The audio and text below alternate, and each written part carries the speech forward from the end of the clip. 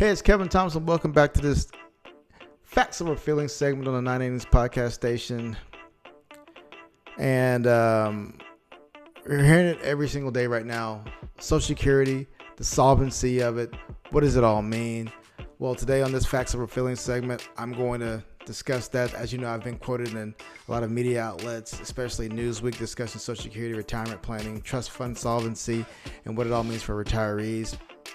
And every time I discuss Social Security, I see the same comments. Good, let it go bankrupt. It's a Ponzi scheme, just let it fail. Today, I want to discuss what people are actually asking. Not only what they're asking for when they want Social Security to go insolvent, because I don't think most people understand what it actually means. This isn't a political episode by any means. It's an economic one.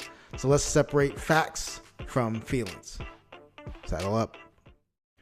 One of the biggest misconceptions that I've noticed, that I've heard, that I come across is the solvency and Social Security trust fund and Social Security mean the exact same thing, and they don't. When we talk about solvency, we're talking about the Social Security trust fund going insolvent very soon. The trust fund is essentially a reserve account. Social Security itself is funded primarily through payroll taxes collected from current workers and employers. So when they're talking about, oh, you can't fund this, every dollar that I put in from a payroll tax perspective, immediately goes out to someone else, a beneficiary or someone that's receiving Social Security. So if I put $1 in today, someone else is using that dollar for something else. Even if the trust fund were exhausted tomorrow, Social Security doesn't disappear. Checks would still go out. The issue is they're not going out at 100%. Current projections suggest that could be reduced by 20 to 25% if lawmakers fail to act. Recent trustee projections indicate benefits would still be largely payable through ongoing payroll tax revenue. So when people say, let Social Security go broke, what they're really saying is, I'm okay with millions of Americans, millions of retirees receiving substantially less income. That's a very bold statement when you're saying, hey, give them less. But the question is, why are we saying these things? Why do we want to cut these systems that are put in place for the wealthiest country on planet Earth?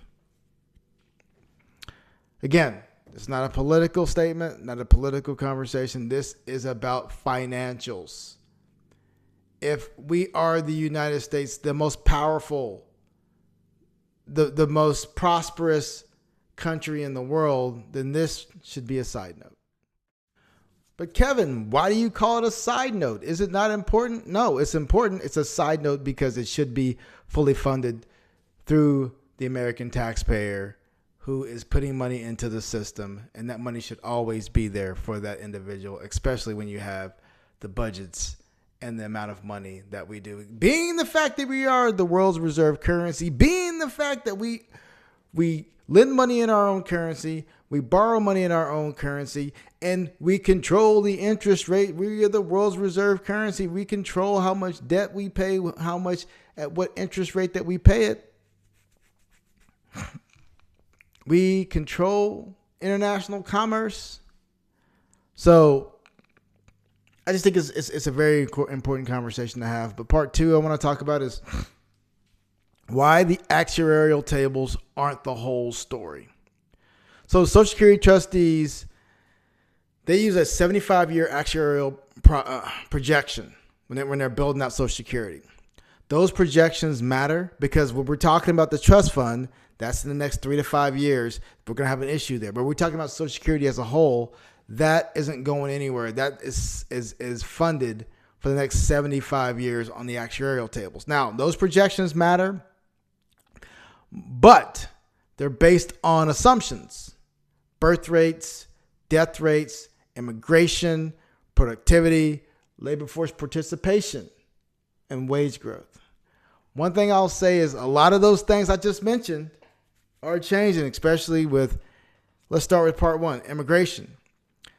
A lot of people that are coming into the United States, that immigrants typically will not receive Social Security.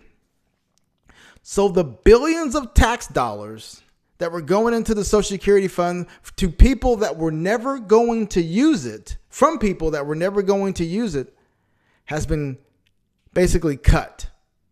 That's part one. Part two, we're living in the most transformational periods, one of the most transformational periods in human history. We have an aging population. We have lower fertility rates. And increasingly, automation and quote-unquote artificial intelligence are replacing certain forms of labor. Recent trustee reports specifically cite lower fertility rates and worker-to-retirement ratios as pressuring the system. Here's the question no one's asking. This is the one I wanted to bring up so much. What happens when productivity explodes, but payroll taxes don't? Robots don't pay FICA.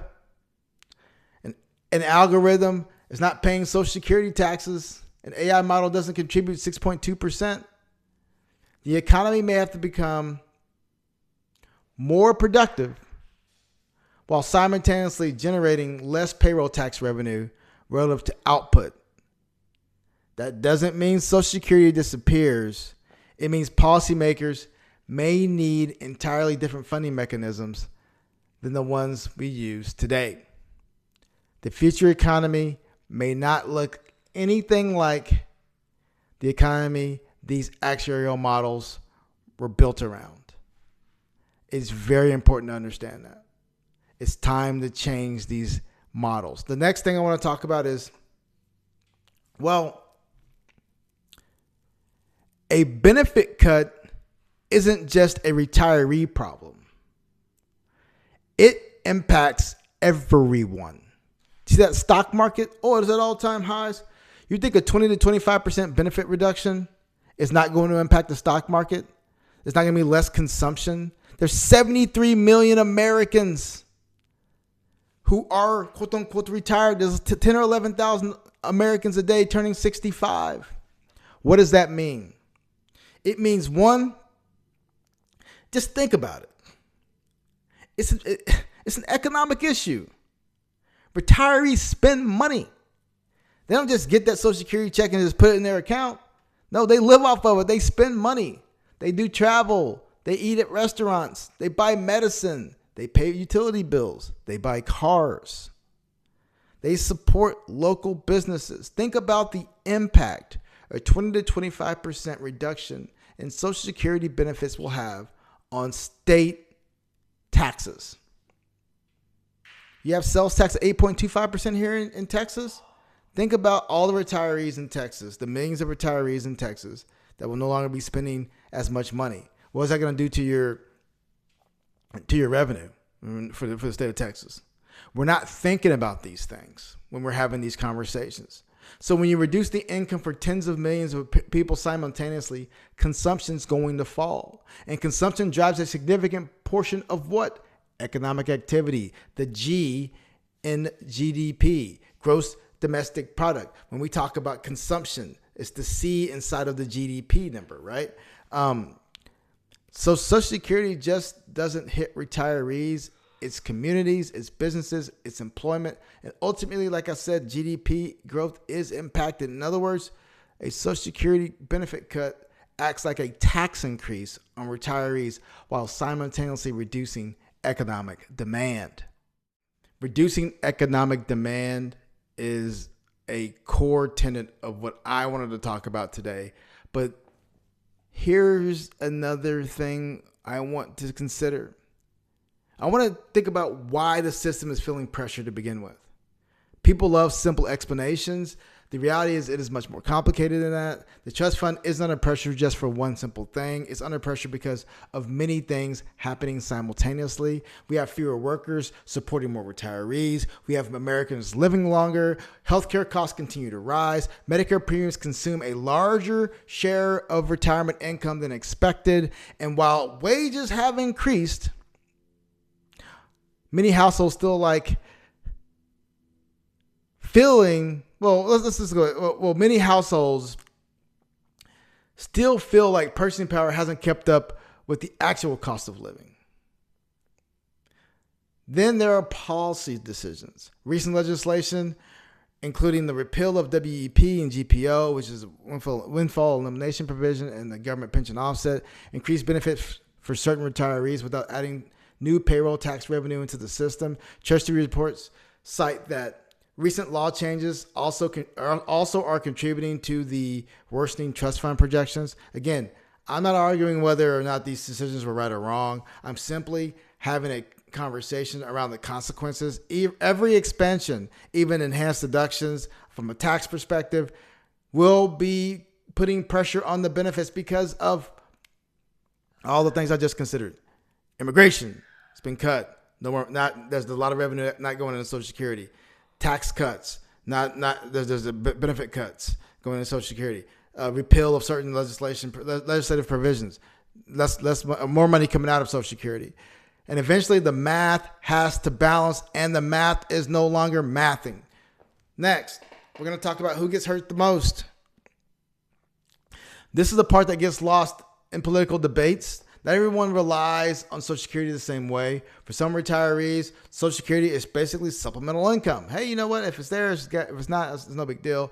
But others, it's everything. According to Social Security Administration data, roughly 1/4 of Americans aged 65 or older rely on Social Security for 90% or more of their income. Other recent analysis show between roughly 14 and 27%, depending on that methodology. But again, 1/4 of people rely on 90% of that income. Think about that. For millions of Americans, Social Security isn't one piece of retirement. It's the only piece of retirement.